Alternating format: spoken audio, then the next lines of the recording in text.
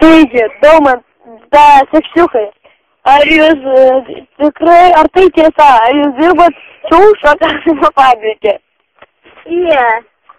Žinokit, ten, biškai fainai, žiūri, kiek kušelių, kiekvienas turi, kiek plaukelių paskaičiuoju. Ir po to žiūri, kad jūs kiaušų kasimo fabrike, o ne pyzių pešiojimo fabrike dirbat. Aš kartais ir papešioju, tai dar vieną lituką prideda. O tai net ir kad bybė, ten kartu taigi prie kitą skyrius, ar jūs koks impotentas ir ten nepatvilpėt bybės. Žinokit, priekiniai dantis iškrito, tai negaliu čiulpti. Priekiniai dantis iškrito. Ten turbūt, kai bebro dantis buvo, tai visiems odos sukalavot. Kai profilaktika nuo taragonų buvo.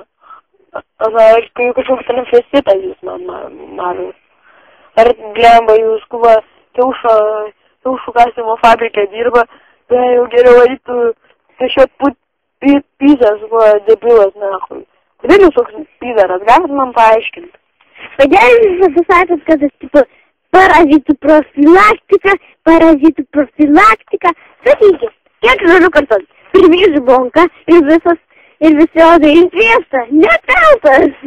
Nepeltas, odai tai ne tarakonai, pizariai jūs mažas. Va, sutrauka nahui. Va, eikit skaityt biologijos knygą, ubagėtų nahui. Va, nežiauk, tu čia, blėt, paukštit nahui. O tu, blėt,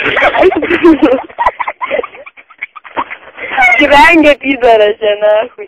O tu, blėt, eik, tu storas, paukštis, vos pareikai, vos bus paskaitai. Eik, gaidys. Pats brolianukas su mahui, gaidys, Tai jeigu tu dirbi kiaušų kasimo fabrike, tai turbūt ar kūšio pešėjimo fabrike dirba, ir tai ten konsultuoja gydytų. Ir ten. O, tai jūs kaimynai. Oi, pizara, aš žinau, kad jis gyvena. Šimtas bibiukas. Tai žinau, kad jisai pizaras. Irgi, jisai, o apie paukštį, ką gali dar pasakyti, gerai papas. Per paukščiukai. Pizaras paukštis.